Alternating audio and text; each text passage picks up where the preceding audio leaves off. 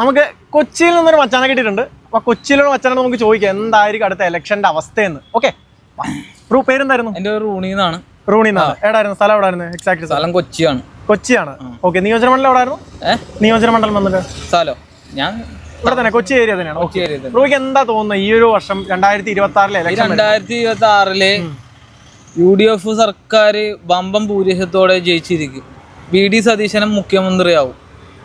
Okay, UDF തന്നെ ഇപ്പൊ മുഖ്യമന്ത്രിയുടെ കാര്യങ്ങൾ കോൺഗ്രസ്സുകാരനും VD സതീശൻ മുഖ്യമന്ത്രിയാവും 100%.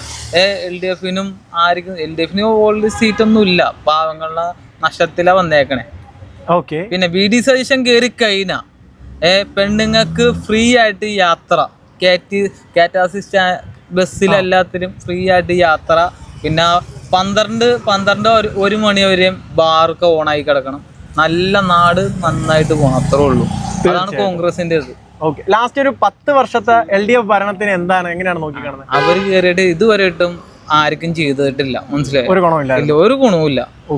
ഇനി കയറാൻ പോണത് കോൺഗ്രസ് സർക്കാർ വന്നം, എന്നാലാണ് നാടിനൊരു ഗുണം, മനസ്സിലായോ? ഉമ്മൻചാണ്ടി സർക്കാരൊക്കെ വന്നപ്പോ ഇല്ലേ നല്ല ഒരു ശാന്തിയായിട്ട് പോയ സംഭവം.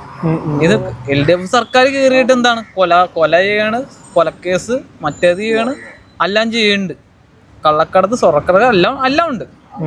ഏറ്റവും നല്ലത് കോൺഗ്രസ് ഭരിച്ചാലാണ് നാടിന് നല്ലത് ഉണ്ടാവുള്ളൂ.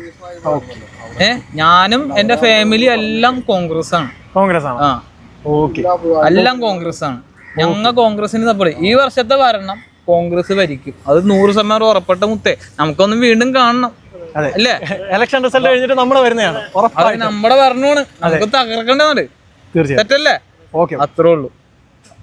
Okay, thank you. Thanks bro. Okay.